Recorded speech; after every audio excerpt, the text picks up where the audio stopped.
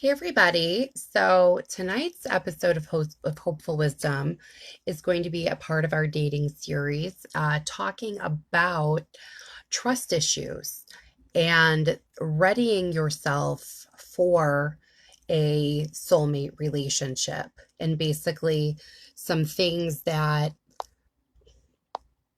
I have learned and some things that I'm going to share with you. And I've tried them in my personal life, and I know that they work.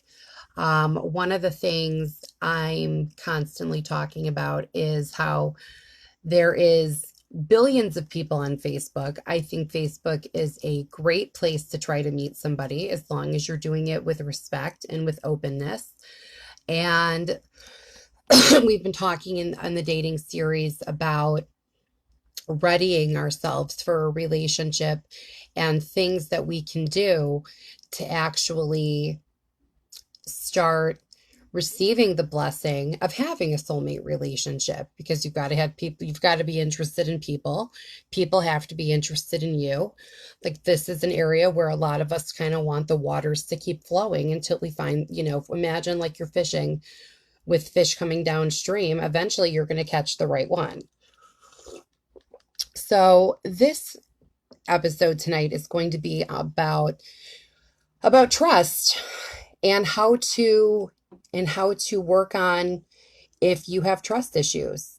One of the things that have been coming up in my sessions is that a lot of people who are single, who are wonderful, and who are looking for love and looking for all love in the right places, mind you. Some of them have issues with trusting a new person. And everyone who has trust issues started with a person or a situation that violated their trust. Whether we don't trust ourselves because of a past decision that we've made involving, in this particular topic, relationships, but it could be in any topic, if that could affect your self-trust. Or if you have a situation where you were the victim of not being able to trust the judgment of somebody else, where something happened to you and trust was violated because of a bad decision or another person.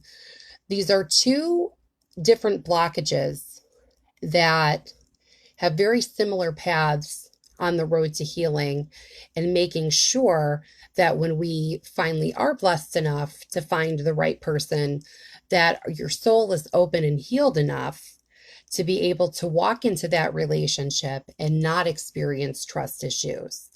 So, in a lot of people find that it is, they're gung ho about meeting somebody. They can't wait, but they still have hesitation on a marriage, let's say a marriage that ended. When it comes to divorce, usually people who are divorced have a very tough time dating after divorce and trusting that they're going to find the right one. This is because, well, I already had one broken marriage. How do I know I won't make that mistake again? Now, when that's your issue, you first have to forgive yourself for making that choice. You have to forgive yourself for being a part of the situation. And you have to forgive the other person for the pain or drama or stupidity that they inflicted upon you. A lot of being able to forgive this person, and I'm not saying forgive them and be buddy buddy. I'm not telling you. I don't know that exes without kids can be friends, but I'm saying when the issue is standing in your way of trust, of finding somebody else, we have to get to the roots of what those trust related issues actually are. And when it's trust issues that are filtering in from a previous relationship, there's a lot of healing that has to take place before you can feel open enough again to trust yourself with those decisions and making those decisions in the future. When we're able to say, okay, this is something I did, it happened. Whatever the reason is, I allowed myself to be a part of this relationship and it did not last. You have to forgive yourself for being there You have to forgive yourself for feeling stupid, forgiving yourself for all the months or years of time that you've given this person. But you have to understand that that one singular incident doesn't define you and doesn't set you up on the course for the rest of your life. You are allowed to decide that the world is still good. You're allowed to decide that there really are trustworthy people out there that might be a better fit for you. This all comes with our decision making and our readiness and our maturity level to say, okay, I'm going to find love no matter what stands in my way. And if that issue is trust, it's time to go back to those situations where trust has been violated, or you don't trust yourself with those decisions, and relive it for a purpose. And the purpose is to go back there and to start healing from that pain and bringing yourself to a level where you're able to forgive all parties involved, yourself if need be included. When we have that forgiveness, we're able to start fathoming the idea of having a new person in our lives. When we're able to know that if as we're praying for our soulmate, well, would you be able to trust your soulmate? That really is the question. And it all is dependent upon whether or not you have trust issues. And are you able to work through those trust issues? Because if you don't trust your decision making, or if you don't trust your friends, or if you don't trust a new person, you might find yourself being unhappy from being happy and being single for far longer. There are some people that are never able to do this, and it keeps them single for a very long time. When I decided to start hunkering down in my own dating situation and in my own dating life, which recently I kind of decided. For years, I was a matchmaker, and for years, I gave great advice to people, and for years, I didn't take my own advice. When it came to my own, I can't even say it with a straight face because it's just so stupid. But for years, I didn't take my own advice as a matchmaker. I for sure am responsible for why I'm still single, because I didn't do things right. And I have to go back now and forgive myself for being stupid and say, okay, it wasn't that I wasn't meeting the right people. I was meeting the wrong people because I was looking for the wrong things. And I frankly knew better. I was one of those people that had to overcome. I'm going to almost like build myself a partner, kind of like a Captain Save-A-Ho, only with less extreme situations, like nobody that was a loser. I'm just saying, I was one of those people that gave to the wrong people way too much emotionally with way little in return. And now that I'm dating again, and this time I'm sticking to my standards, I'm sticking to my guns. I'm learned from those mistakes, but I've also forgiven myself for those mistakes because I couldn't hold on to those mistakes anymore and be open to trusting myself, to finding someone that I actually will be compatible with. I had to work on on that trust. Am I in a position where if I see things that I know didn't service me, even if they're cute, even if they have good meetos, even if they're a good person, if I know the person is fundamentally wrong for me, I'm at a place today where I'm able to walk away from that situation. When it comes to dating, and when you're dating for marriage, and we all like to have those stories, well, love comes when you're not looking for it. Okay, listen, in the years that I set people up, I know a lot of stories of people who found love when they were diligently looking for it and constantly improving themselves.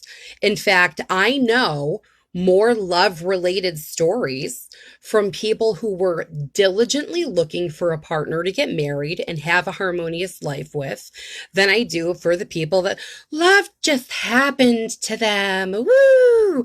I don't know very many people that it just happened to. So I know those stories exist, and I'm certainly not discrediting them, but I'm saying that philosophy on ourselves individually as to whether or not we can find love is absolutely absurd. You absolutely should be looking for love and constantly trying to grow and improve and pick yourself apart a little bit, not in a negative way, in a way of constructive criticism. What are some of the things that I have overcome that I know I would not bring with me in a new relationship? When you set those ground rules for yourself, definitely stick to them. I now have things called deal breakers that I didn't have before. Well, once I started dealing with deal breakers and sticking to the deal breakers, I found that the people that I'm meeting now, a lot of them, I'll tell you the truth, even though they're not for me, they're damn good folks. I'm meeting some really great guys. I haven't met the right one. But when everybody is dating like an adult and you know that your heart is open to receive love and to give love, you become very aware of what the smoke signals are for bad love and dodging that bad love. But we first have to get to a place where your heart is even open to be able to trust a new person in your life and trust the idea of having a new person in your life. If someone is still scared to death that someone's going to come in and wreck their life, they have to reconcile with that fear, likely before they're going to find their soulmate. I very seldom do we get to deal with that with a partner. You have to be open to receiving soulmate love. And you have to be frankly emotionally well enough in that regard to be able to trust your decisions, to trust that I have learned my lesson and I would only gravitate towards a person whom I could trust at this point. I wouldn't, let's just put it like this. With the people that I've been dating, there's a the first few conversations, I mean, we've been in quarantine, so it's not like, you know what I mean? We're all dating online nowadays because we have no other choice. But I'm saying the things that come up in the first couple conversations are really groundbreaking as to whether or not we would even have a date to go on should we be able to go on a date. There are things that you're talking about your core values. You're talking about, who you are and what you believe in, and giving a person a clear picture to even see if they want to go on a date with you. And the people that I've spoken to, like I said, they're great people, but I haven't found the right one yet. But it hasn't cost me weeks or months or, God forbid, years of time. When you're going in open and honest about who you are and what you're willing to give and what you're willing to receive, you're able to decipher really quickly whether or not this even makes sense to pursue this person in a dating situation, if that makes any sense. When you know that you're not on the same page and it didn't have to cost you months or years. One thing that I find, dating for marriage is just so common in the Orthodox Jewish religion, which I adhere to, where it's almost down to a science. And those who, do it right have extreme success. And I know so many people living in secular America who are praying to get married, and they're giving people a lot of time for the getting to know you process. And I almost feel like they're pleased and thank youing themselves into, weeks or months relationships, that if people just had core value conversations from the very beginning, you can eradicate getting to know someone over, months or weeks of your time. How many times have you heard of, in like with my friends in secular society, where they'll go out with someone and it takes them 3 months to get to know them? And well, when you think, well, why didn't it work out?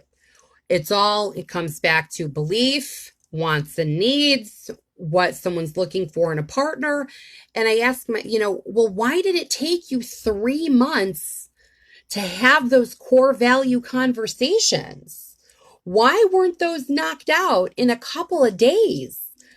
Well, it's a sensitive topic. I don't want to be nosy. I don't want to scare the person off. Listen, when you're looking to get married, you shouldn't have to date somebody 3 months to know whether or not you have husband or wife for you material on the line. So many important things need to be discussed completely upfront before, if possible, before you even physically go on a date. It is to the point that people, especially if you're over 30, especially if you're over 40, where your years of a young life are now. I don't want to give 3 months of my time to somebody if we don't have core values in place, if we're not starting out on the same page, hoping for the same goal. It's a complete waste of my time. And the problem is we have so many people that are casually dating. They'll hook someone on the line. That shit's got to stop. The casual dating is strangling finding love to death. It really is. It really is. Like, I have to tell you, and when I say casual dating, I'm saying the hooking up process, the friends with benefits, especially when you're dealing with grown adults. There's real emotions on the line. There is always someone in a friends with benefits situation. It is never a 50-50 situation. It is usually 70-30 or 90-10. I'm serious. It's one of the worst things emotionally a person who's marriage minded could participate in. And people are doing these things out of loneliness. And then when someone does get on the line, it takes months to bring up a conversation. Is it going to go somewhere? We need to get past that as a culture where people are able to have the core value conversations walking in the door and know that if this doesn't happen, I'm not investing my time with this person. Because these experiences of friends with benefits situations, staying too long, giving someone more years of your time, all of these things that we look back and regret, we have to make sure that we've put ourselves in a position where we're not going to participate in them again. That is wellness. That is when you know you're able to receive soulmate love. When you're able to turn down an attractive situation that doesn't service you in the long term, you know that you're starting to reach a level of maturity where you're able to even handle soulmate love. Because a person who's looking for soulmate love is looking for the completion of their soul. I don't want to give any of the benefits that I'm to share with the completion of my soul with my Zivug for the sake of entertainment or for the sake of not being lonely. These are all things we have to overcome. And a lot of these specific situations are the situations that cause a person to have trust issues within themselves. And those trust issues within themselves then reflect onto a romantic situation where you're almost shutting down something before it has a chance to even blossom. We need to be in a place in our lives where we're over those meaningless relationships. If whether it gives you something to do something else. I had to do a lot of things to keep my mind off of meaningless relationships and feel like, I gave a couple of people on and off for 2 years of my life.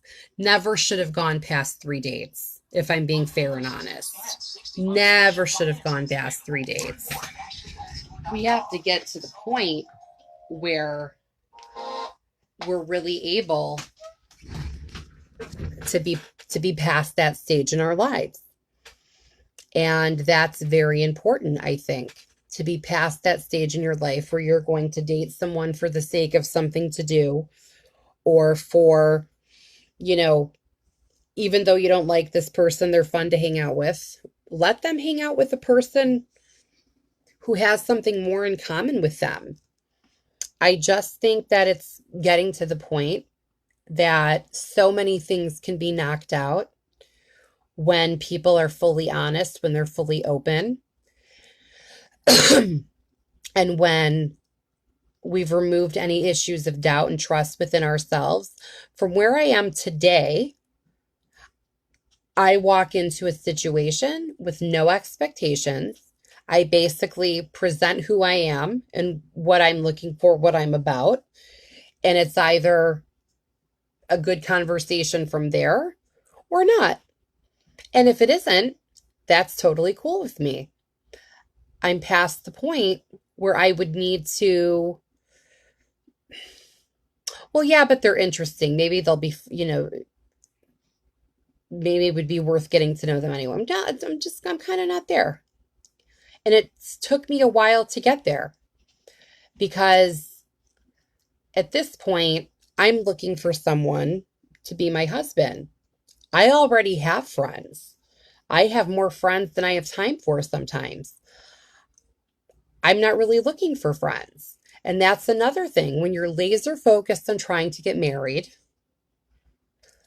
limit, limit making new friends on dating apps because you have to remember you're there for a specific purpose.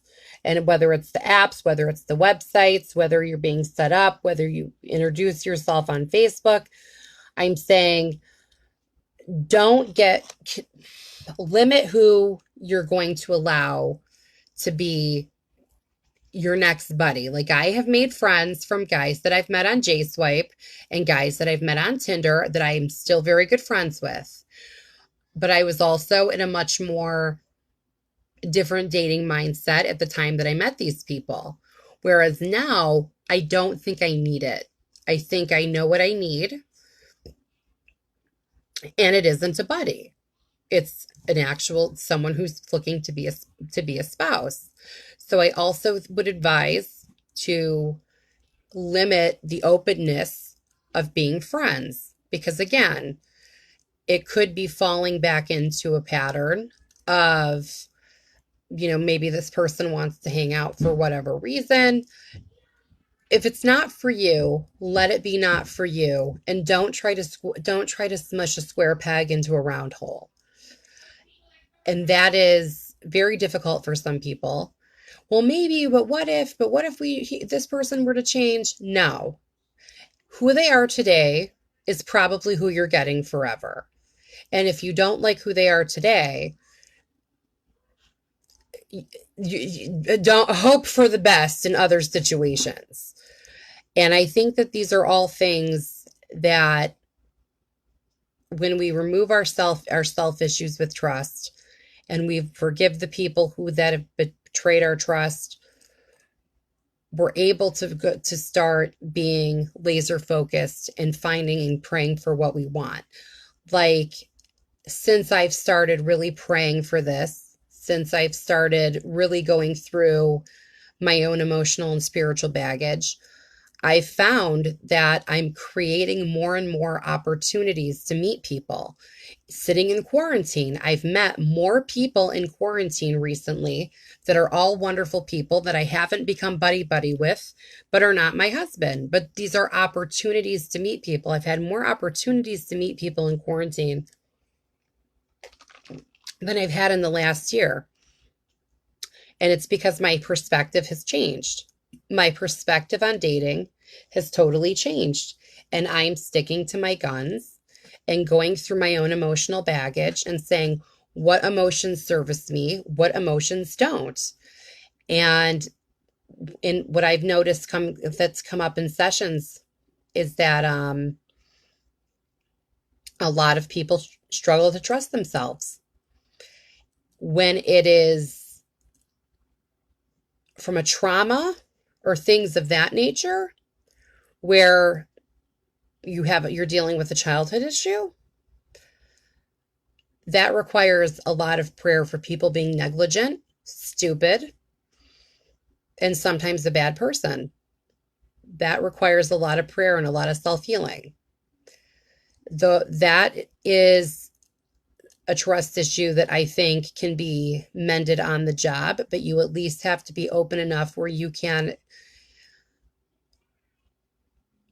allow a partner in. That's very important, where you have to be at least well enough that you can allow a person into your life. When you have childhood pertaining trust issues for a valid reason, you have to at least open your heart enough where you're able to let another person in. A lot of that healing that a person craves from childhood trauma can be healed with soulmate love. The love of zivugim can heal a lot of that trauma, because you have to remember that it's a completion of one soul. So a lot of that love actually heals a lot of those old wounds. And people are over here in therapy trying to figure out what's wrong with them and figure out how to have, there's they feel like they need to be single. No, not the case. You need to be open for love and open for healing, because zivugim love each other and heal each other well. It's a completion of one soul. So there's very two different responses for two different levels of violated trust. If someone has to forgive themselves for relationship mistakes, that requires a lot of work before you can go in and expect to find a soulmate relationship. When you're dealing with healing of old hurt and forgiving others who harmed you, you are actually open, if your heart is open, to receive soulmate love. And a lot of that soulmate love actually does heal that pain, because if it doesn't, God forbid, you're not with your soulmate. You're not with your zivug. And so many people settle and then ultimately get divorced because they didn't keep their eye on the prize when it came to soulmate love. I have seen people blissfully married for 50 years. I've seen people miserably married for 50 years. One set are soulmates, other sets are not. People do marry people who are not their soulmate. That does happen. The whole point of this video is to put a person in a position where that does not happen to them. I know what I'm talking about. I've been divorced twice. I twice got married because I thought, oh my God, I'm so old. What if nobody else will marry me? I'm serious. That's not soulmate love either. And a lot of people get married for that reason. And then they have issues where they have to forgive themselves and forgive yourself for having low self-esteem. Oh yeah. A lot of people get married for that reason. I got married twice for that reason. If I ever get married again, please God, it'll be, as they say, till death do us part. Oh my goodness. Because twice I got married because I thought, I'm so old and what if nobody ever loves me? If I found one good person that didn't end up being got divorced, maybe if I had hung in there a little bit more, I would have found somebody else. Everything happened obviously the way that God wanted it to. I learned tremendous lessons from both of those marriages, but I'm saying I don't need to learn any more lessons. At this point, I'm looking for a blessing. And these are things that are all avoidable. What we think about ourselves, whether we trust our judgment, all of these things, whether or not we're open for love, these all factor in attaining soulmate love.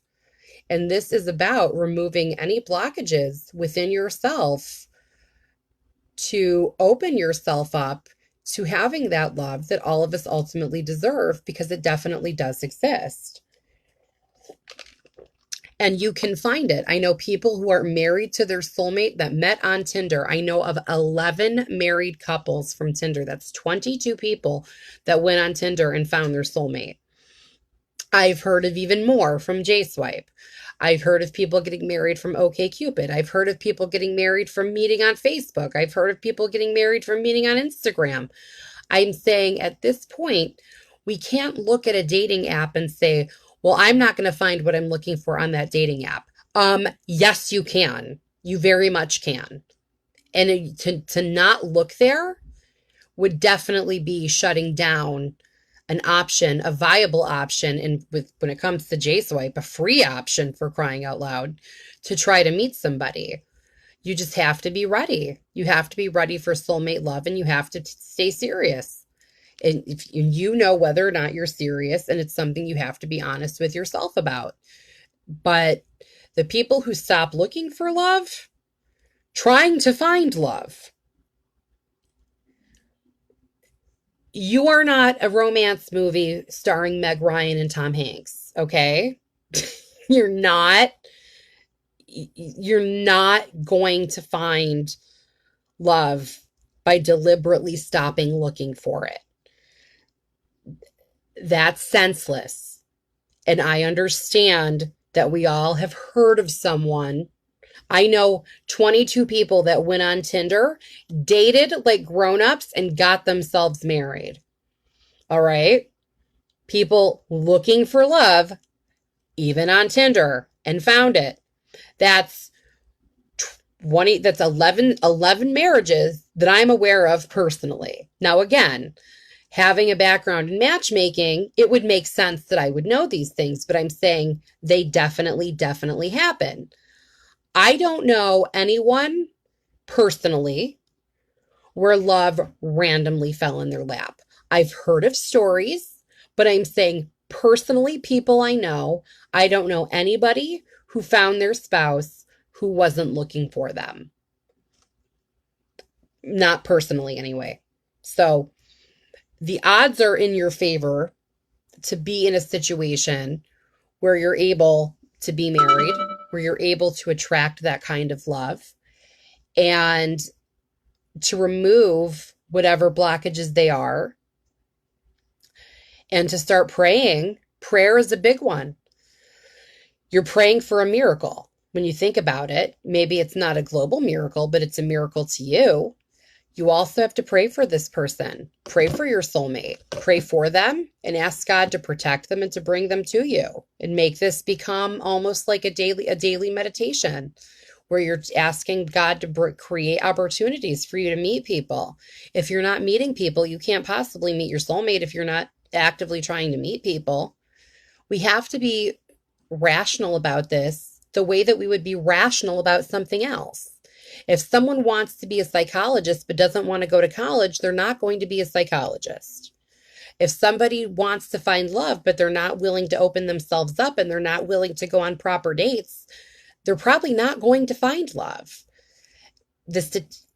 So the nice stories in the romance comedies, I get, they're all nice, but we have to be serious about something. If you want something, you have to be willing to work for it and work at it. And that includes also self-work and being real with yourself and being honest with yourself. I gave people for years very good dating advice. Very, very good dating advice for years and years. And I didn't, and guess why do I think it was good advice? I'll tell you. They got married. They're still married. Whether it was someone I set them up with or I put them on a couple of sample dates, they got an idea really of what they needed and went and found it for themselves on the dating sites. I did that as a dating coach. Those people who took my advice got married. People like me who didn't take my advice did not get married. So now I take my advice. I don't play around.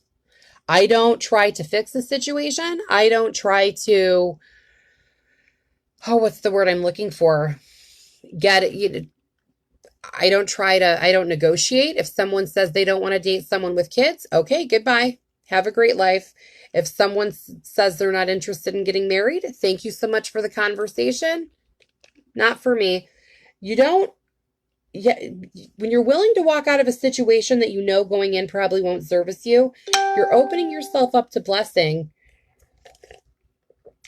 to receive the relationship that will service you. You're almost by way of action showing God that you can, you're in a way, you're showing God that you can be trusted to make relationship decisions, that you can be trusted with your soulmate because you're using your intuition and you're using your understanding and you're using your past experiences to decide if a situation services you or it doesn't. And if the situation doesn't service you and you walk away from it, you are showing God, I am mature enough to leave a situation that doesn't service me, and I am mature enough to avoid a disaster from happening. That I'm going to not repeat former mistakes. And these are mistakes that so many of us make. And marriage is difficult. Wouldn't it just make sense to be married to somebody? Marriage is a blessing. Don't get me wrong. It's a beautiful blessing, but it requires work. Doesn't it maybe make sense to go in on the same page with someone and close to as many areas of life as you possibly can? It takes people a long time when they're not serious and when they're not dating the right way. It takes them a long time to get to the bottom of basic core value conversations, when the basic core value conversations need to be had in the beginning. And if it chases somebody away, then it scares them away. And you have to accept there is your clarity that it's not for you. When you're open and honest with somebody, believe me, someone who's not marriage minded doesn't want to spend their time with someone who is. I promise you. These are things that we have to learn from. We have to learn when to say yes, but also learn when to say no. And being sincere and walk out of a situation that doesn't service you. Does anyone have any more questions before I sign off? Or any questions? I didn't see any this time. So as we approach Shavuos, I'll just swing back around and hopefully make this about Shavuos, especially if you're single. Maybe meditate while you're eating your cheesecake on what is it about me that I want to fix? What is it about me that I want to change? By this time next Shavuos, I'm celebrating it with my soulmate. And we have to remember that a marriage is constant work, which means we have to be willing to do the maintenance of one half of the emotional work if we're trying to attract the other half.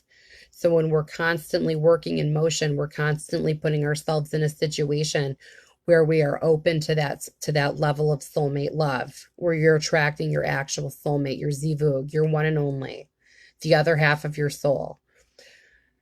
Really meditate this holiday because it is the holiday of marriage, where God basically accepted the Jewish nation to be the chosen people. It's a big deal.